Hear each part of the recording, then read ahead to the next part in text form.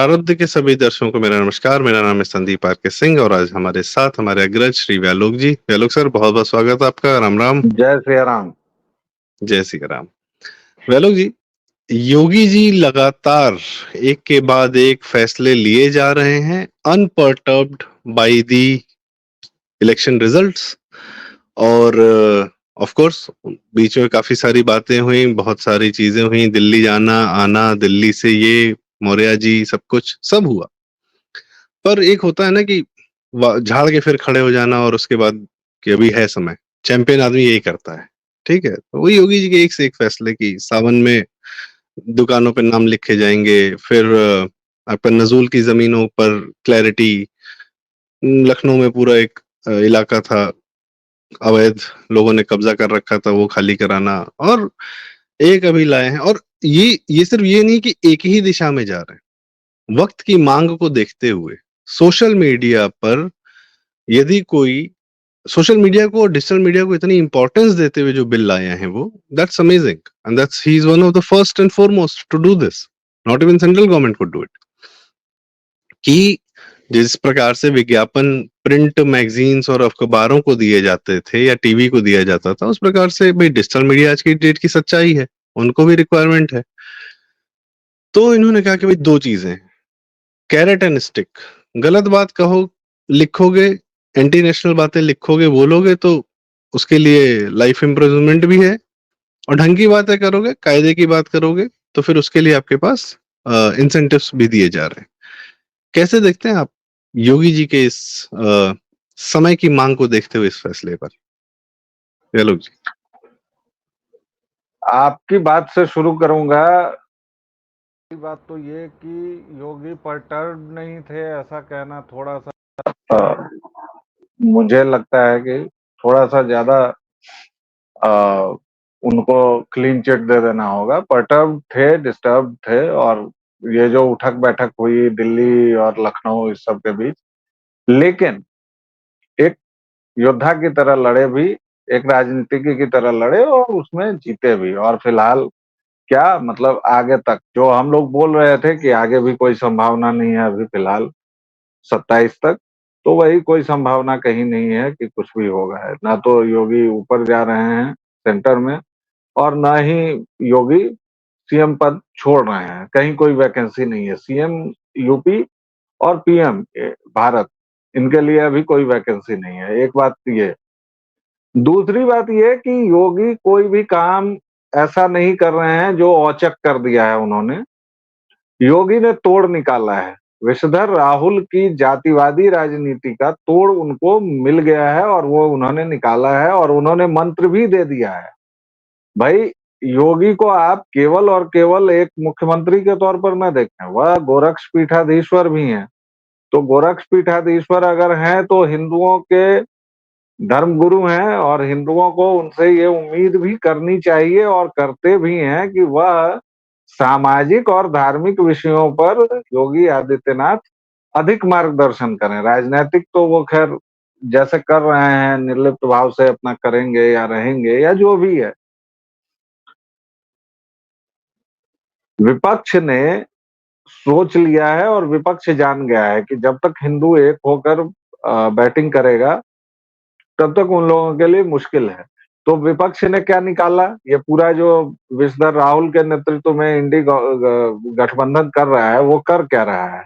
वो यही तो कर रहा है कि जात जात जात, कौन जात हो कौन जात हो। जिसको अपनी जाति का पता नहीं, जाति छोड़िए महाराज, उसके तो धर्म का पता नहीं, धर्म भी छोड़ दीजिए, रिलीजन भी छोड़ दीजिए, उसके जन्म पर भी अब कुछ संदेह के बादल मंडरा रहे हैं। तो जिस व्यक्ति को वो सब नहीं पता है, वो सबकी जाति पूछे जा रहा है, वो पत्रकारों को जाति का नाम लेकर हड़काता है, वो अपने समर्थकों को कहता है कि इसको मारो नहीं।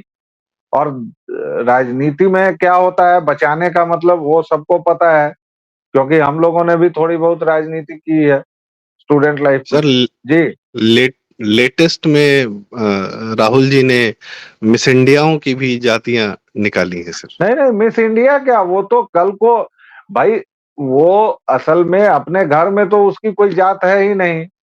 भाई, बाप कोई, माँ कोई, बहन कोई, जीजा कोई, तो जो लड़का इस तरह से बचपन से देखेगा एक कंफ्यूजिंग एनवायरनमेंट, वो तो पूछेगा ही ना कि उसकी जात क्या है। और वो मिस इंडिया की क्या, मैं तो भाई देख रहा था अभी कि भारत के बिलियनियर्स की लिस्ट निकली है, उसमें कोई एससी एसटी नहीं है, कोई ओबीसी नहीं है। राहुल बाबा के लिए अगला मुद्दा ये है। और भाई उनके लिए मुद्दों की क्या कमी है। कल मैं बाजार गया था, मुझे कोई सब्जी बेचने वाला नहीं दिखा जो एससी एसटी ओबीसी हो। मैं कल कंप्यूटर की दुकान पर गया, वहां कोई नहीं दिखा। तो ये लोग कौन है? तो अब सबके लिए ऐसे हल्ला शुरू कर दे तो वो जो विष है उसको उतारने का काम करेगा। वो मंत्र दिया है योगी जी ने। क्या मंत्र दिया है? एक रहेंगे बटेंगे तो नेक रहेंगे, और बटेंगे तो कटेंगे। यहाँ बात अब केवल वोटिंग की नहीं रह गई है साहब, यहाँ तो कटने और पिटने की बात आ गई है। और वो कोई उन्होंने हवाई बात नहीं कही है। आप पाकिस्तान में कितने परसेंट थे और आज कितने परसेंट हैं? 1% से थोड़े ऊपर हैं। जो बांग्लादेश जब बन रहा था तब आप वहां 25% थे, सॉरी 28% थे। आज आप कितने हैं? 8%। क्योंकि जब बांग्लादेश बना तब आप 15% रह गए, और 7% आप खत्म हो चुके हैं साहब। और उसके बाद आप आ जाइए अपने सो कॉल्ड देश में, हिंदुस्तान में। यहाँ पूरा क्या मजमा जमा हुआ है। असम में, बंगाल में, पूरा आपका बिहार का सीमांचल, मिथिलांचल, ये सारे जो इलाके हैं ये सब तो गए आपके हाथ से। सेवन सिस्टर्स जा चुका है। उत्तर पूर्व आपका पूरा साफ है। पश्चिमी उत्तर प्रदेश साफ है जाति के नाम पर। तो अब ले दे के हिंदू बचा कहाँ है? तो इसलिए ये बहुत मौके पर और बहुत सही और जरूरी चीज योगी ने निकाली है। अब यहीं पर मैं एक बात आपसे कहना चाहूंगा। जब योगी के साथ काम करने का अवसर मुझे भी मिला है, तो योगी के दिमाग में एक चीज क्लियर थी या है कि भाई आप लोग मेरा प्रचार क्या करेंगे। वो पीआर वालों को से पूछते थे कि योगी नाम जहां रहेगा वहां तो प्रचार हो ही जाएगा। तो जो एकमात्र ब्रांड है जो उनको टक्कर दे सकता है वो है मोदी का ब्रांड। तो वो कहते थे कि मोदी के ब्रांड का अध्ययन कीजिए और बताइए कि किस तरह से वहां तक कैसे पहुंचा जा सकता है। ये क्लैरिटी है बंदे में। तो ये क्लैरिटी जब है तो ये क्लैरिटी भी है कि भाई मोदी ने जिस तरह से अपना कलेवर बदला, अपने को सीखा, चेंज किया, तो अब योगी भी सीख रहे हैं। उनके इस बयान से उनके राजनीति में पक जाने का ये मिलता है संकेत कि अब वो जैसी भाषा जो समझ रहा है उसको वैसी भाषा हमेशा से बुलवाते रहे हैं, लेकिन अब उसको थोड़ा सा लपेट के और अपने वोटर्स को भी वो एड्रेस कर रहे हैं और विरोधियों को भी एड्रेस कर रहे हैं। और जो उपाय है कि हिंदुओं को अगर कटने से या कमजोर होने से बचाना है तो एक होना होगा। यही उपाय योगी से लेके हर एक वह आदमी कह रहा है जो सनातन के लिए तनिक भी चिंतित है। और इन्फ्लुएंसर्स वाली जो नीति आपने कही है या सोशल मीडिया को जो महत्व देने की बात कही है, तो वो आज से नहीं है। UP was the first state to recognize the importance of social media on papers। और ये आज कोई नहीं हुआ है भाई। 2-3 साल पहले उन्होंने बाकायदा पॉलिसी बना के कि 20% सोशल मतलब डिजिटल मीडिया को पहली बार रिकॉग्निशन मिली थी। उसके बाद बिहार में हुआ वो काम। और अब तो हर एक जगह, क्योंकि डिजिटल मीडिया इतना बड़ा हो चुका है कि वो आपके पास। और इन्फ्लुएंसर्स को जो इन्होंने 2 लाख से 8 लाख तक की घोषणा कर दी है, उससे इन्होंने विरोधियों के खेमे में पेट्रोल छिड़क दिया है। अब कहाँ छिड़का है वो मैं नहीं बताऊंगा, लेकिन छिड़क दिया है। कल ही जो इस वामपंथी टोले का बड़ा ब्लू आइड बॉय है, कोई टट्टी करके है, उसने इस पर बाकायदा ये कर दिया है भाई, मतलब एक सीरीज ही कर दी कि भाई ये तो घूस देने की कोशिश हो रही है, आवाज बंद करने की साजिश है। क्या है भाई, केवल विषधर राहुल ही ये करेंगे क्या कि पैसा बांट सर बांट के पूरे देश में माहौल बनाएंगे? नहीं नहीं, वो जो टट्टी की बात आप कर रहे हैं वो खुद पंजाब सरकार से लेता है, आम आदमी वो पार्टी के मेंबर वहां से पूरा पूरा वो पैसा तो लेता खुद है वो। मेंबर है, वो तो केजरीवाल का पूरा, उसका तो पूरा खलीता ही आया हुआ है। मैं वही बात कर रहा हूँ कि ये इनफैक्ट कोई आज की बात नहीं है, बहुत पहले योगी गवर्नमेंट ने इस चीज को स्वीकार लिया था। और आप याद कीजिए कि 2014 में जो मोदी की विशाल जीत हुई थी, उस समय फर्स्ट टाइम वोटर्स को मोदी ने कैटर किया था। और अब आप देख लीजिए तो 10 साल में ये बदलाव आया है कि अब लगभग चुनाव ऐसा लगता है कि वो सोशल मीडिया पर ही लड़ा जा रहा है या डिजिटल प्लेटफॉर्म्स पर ही चुनाव हो रहा है। मतलब जमीनी हरकतें तो अब बहुत कम होती हैं, जैसे पहले हमारे लड़कपन में होता था कि भाई टेंट वेंट लगता था, सभाएं होती थी, प्रत्याशी कोशिश करता था कि कम से कम हर एक विधानसभा क्षेत्र में चला जाए, कुछ लोगों से कुछ मोहल्लों में मिल ले। अब तो हमारे घर वर पर कोई प्रत्याशी भी नहीं आता है, चुनाव भी हो जाता है और सब कुछ हो जाता है, और आपको पता भी रहता है हर एक पल। तो दो तीर, एक तीर और दो नहीं, मतलब इससे कितने निशाने लगाए हैं। और मैं इसीलिए कह रहा हूं कि योगी अब बहुत तेजी से उस तरफ बढ़ रहे हैं कि कल को अगर उनको उत्तराधिकारी बनाया गया तो वो चीजों को भांप लें और उनको बहुत अधिक दिक्कतें ना हो। हालांकि अभी फिर से दर्शकों मैं कह दूं कि अभी उनके लिए बहुत समय बाकी है। अभी बीच में अगर वो चलेगा भी तो अभी योगी को कम से कम 5-7 साल यूपी में रहना है, फिर वो केंद्र में जाएंगे, क्योंकि यूपी सर की एक जो बहुत सड़ांध है वो इस तरह हम्म दूर नहीं होगी। सर एक बहुत बड़ी परीक्षा है, 2027 का भी चुनाव है। वो 2027 का चुनाव ही सबसे बड़ी परीक्षा है, क्योंकि हम्म यूपी के काबिल सनातनियों ने तो ये तय कर लिया है कि अब हम लोग आपस में सब टोगल करके और हम्म जो भी हो किसी भी तरह यहाँ पर टोटी चोर को फिर क्योंकि से ला देंगे या किसी को भी ले जाएंगे। 2024 के चुनावों को अगर देखा जाए और सांसदीय की सीटों को अगर विधानसभा की सीटों में देखा जाए तो एक हार हो चुकी है विधानसभा जी। वार, अगर हम उसको एनालाइज करें सीट्स को तो लेकिन अच्छी बात यह है कि जैसा आपने कहा 27 तक वो सत्ता में है, कोर्स करेक्शन के सारे कार्य वो शुरू कर चुके हैं। और कम से कम प्रदेश की जनता से मुझे ये उम्मीद है कि उनको भी पता है कि भैया किस काले गड्ढे में हम बैठे हुए थे, कहाँ से खींच के निकाल के लाए जा रहे हैं।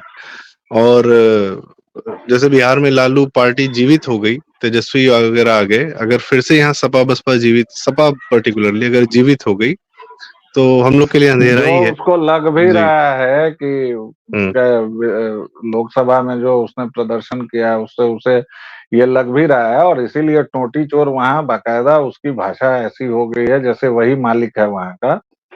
जैसे संसद में उसका मालिक विषधर राहुल करता है, वैसे ही वो भी कर रहा है। और इन लोगों को हमेशा डांट लगती है चेयर से, लेकिन ये लोग थेथर हैं तो इन पर कोई प्रभाव पड़ता नहीं है।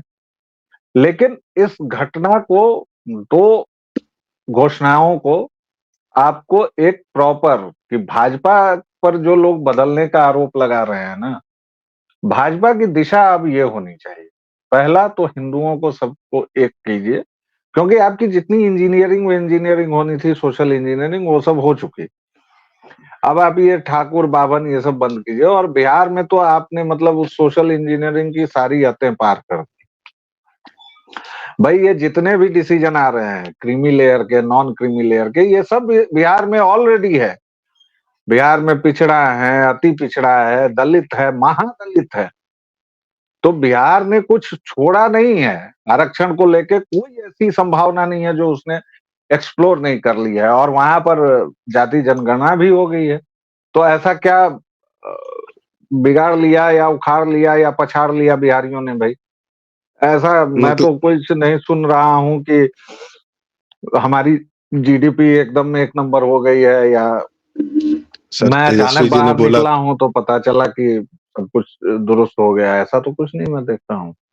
तेजस्वी ने बोला ना सर कि आप लोग को पता नहीं है बिहार जीडीपी में नंबर 1 है। हम कह दिए तो मान लो इस बात को। मुझे अपने पेशे के बारे में बताते हुए शर्म इसीलिए आती है कि इन लोगों की बातों को बैनर हेडलाइन होता है जो अखबार के एक सिरे से दूसरे सिरे तक 8 कॉलम या 7 कॉलम अखबार अगर आता है, तो उस पूरे को जो हेडलाइन छाप ले, जैसे इंदिरा गांधी जिस दिन असैसिनेट हुई थी तो 3 शब्द थे मात्र, इंदिरा गांधी असैसिनेटेड, बस।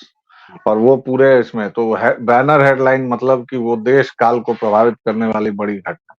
तो ये लोग जब फेलसफी वेलसफी, भाई जो व्यक्ति 8वीं फेल है, जबकि उसके माँ बाप ये वो दो दो बहनों ने तो नकली डिग्रियां लेके डॉक्टरी का सर्टिफिकेट आजमा ही लिया है, तो भाई तुम जी भी डॉक्टर वॉक्टर बन जाते। लेकिन जिसका पूरा खानदान ही निरक्षरों का है, सब उसी तरह के लोग हैं, तो उनकी बात पर मैं न तो ध्यान देता हूँ न सोचता हूँ। जी फिलॉसफी वगैरह कोड हैं, और कोड पर चर्चा नहीं की जाती है, उसका इलाज किया जाता है। जी। राजद और अगर बिहार में आ रही है तो वो बहुत ही गलत बात है, और उसको एक भी सीट नहीं मिलनी चाहिए। मेरी मतलब मैं लगातार जो बिहार के जंगल राज पर पिछले 15 साल से बोल रहा हूँ, जी या 20 साल से, वो इसलिए कि वो बात बहुत लोग भूल गए हैं कि वो क्या चीज थी, क्यों हम लोग या हमारी नहीं, पीढ़ी। हम लोग सर अन्य अन्य वीडियो में जंगल राज पे जो सीरीज है आपकी, हम उस पर भी पूरी चर्चा करेंगे कि जंगल राज क्या है, और हम बार बार याद दिलाते रहेंगे।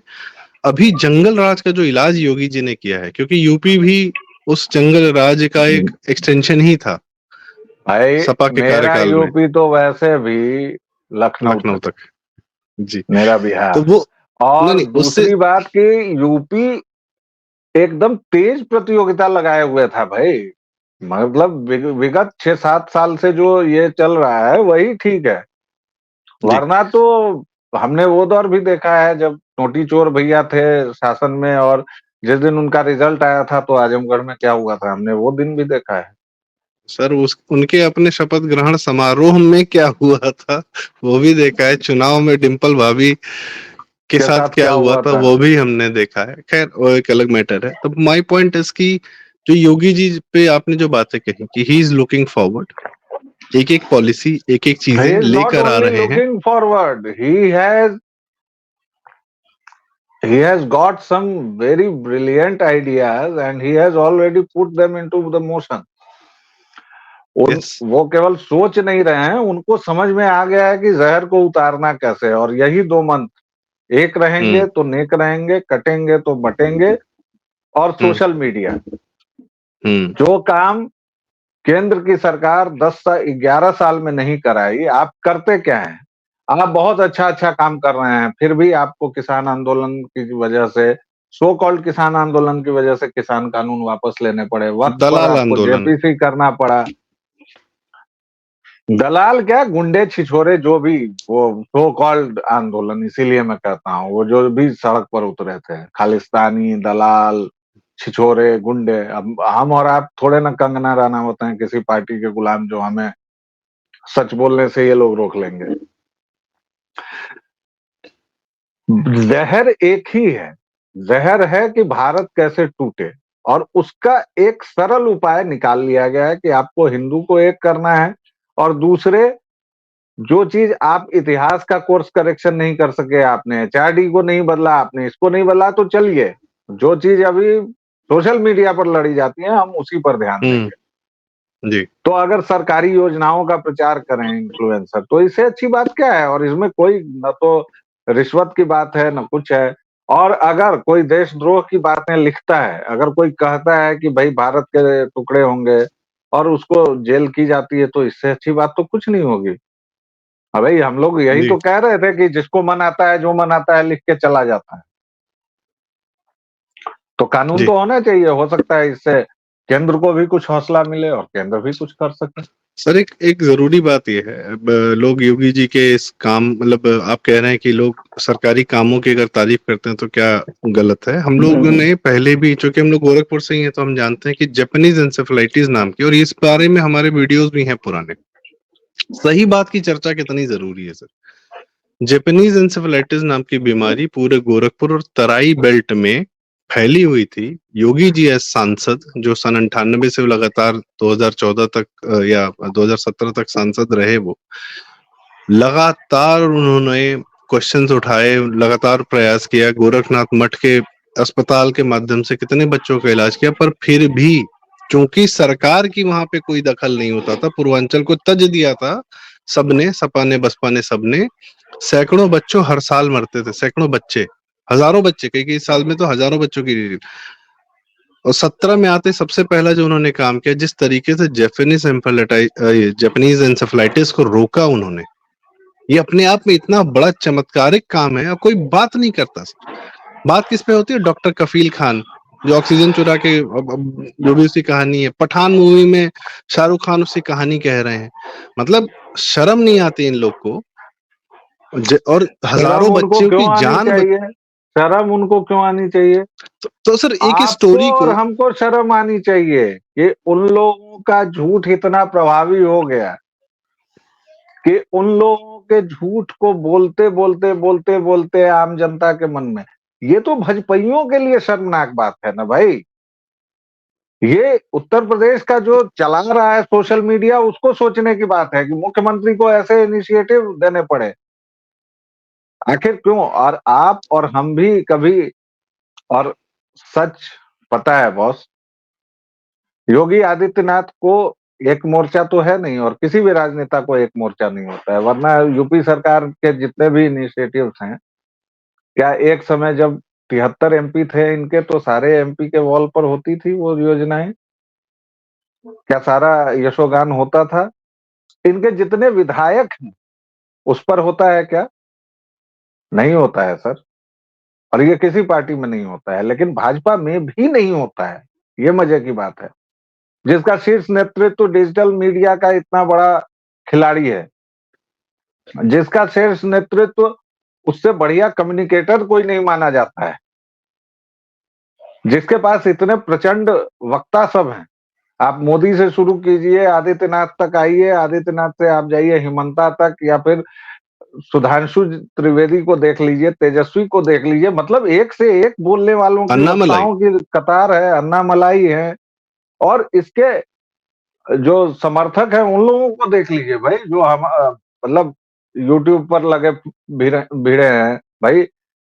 कांग्रेस हो या कोई भी विपक्षी दल हो, वो लोग तो अपने जो सपोर्टर्स हैं, जो ओपिनियन मेकर्स हैं, उनका तो ख्याल भी रखते हैं। बीजेपी तो कंगना रनौत करती है, बीजेपी तो नुपुर शर्मा करती है, बावजूद इसके भजपइये दक्षिणी टोले वाले जो है वो लगे हुए हैं। तो सर ये वो भजपइयों के लिए शर्मनाक बात है, ये यूपी के भजपइये डूबे हैं, नहीं नहीं सर, मैं बताऊं, इसमें और ये किसी कह रहा का था लेन कि देन नहीं है। सर सतीश चंद्र मिश्रा जी हैं, अक्सर आते हैं, जनता, जी हमारे दर्शक जानते भी, आप भी जानते हैं। उनकी जी एक जी। लाइन है, बड़ी मारक लाइन है सर, कि हम लोग अपनी इस विचारधारा के शिकार हैं, हम और हाँ कुछ नहीं कर बिल्कुल। सकते। हाँ बिल्कुल। हाँ हमें शिकार यही है करना है। इसीलिए। और ये हम सर सिर्फ और राजनीति नेता के लिए नहीं कर रहे हैं भाई। सिर्फ नेता, सिर्फ भाजपा, इन्हीं के हाथ में धर्म संभाल। आपने कहा ना एक लाइन कि अब तो बात यहाँ आ गई कि भैया बटेंगे तो कटेंगे, तो हम अपने हाँ, अब आप को वोट कटने वगैरह से की, बचाने के सरकार लिए। वगैरह की बात नहीं है। अब वोट सरकार ये वो नहीं भैया। अब दुनिया में हम्म। जो क्लैश ऑफ सिविलाइजेशन है वो आ चुका, आपके दरवाजे पर है, आपके घर के अंदर है। बांग्लादेश कहाँ है? आपके घर में है भाई, वो घुस चुका। और 47 तक आप 100 साल विकसित भारत का सपना देख रहे हैं, वो गजवाए हिंद का सपना देखे हुए हैं। कोई भी अब मुसलमान, चाहे वो पंचर साट रहा हो, चाहे वो कव्वाली गा रहा हो, चाहे वो ज्ञान बांट रहा हो, चाहे वो शाहरुख खान हो, चाहे आमिर खान हो। आ, कोई भी हो, हम्म। वो अगर मुसलमान है तो वह सीधे तौर पर इस्लामिक आतंक की न तो निंदा करेगा, ना वह कहेगा कि ये घट रहा है, वह या तो चुप रहेगा या इफ बट किंतु परंतु दाएं बाएं इतनी सारी हीला हवाली के बाद वो कहेंगे। इंडोनेशिया का उदाहरण ले आएंगे, कहेंगे कि इंडोनेशिया में देखिए इतने हजार मंदिर हैं, इतने हिंदू हैं, मात्र 2%, फिर भी देखिए वहां की संस्कृति। वहां भैया किसको बेवकूफ बनाते हो यार?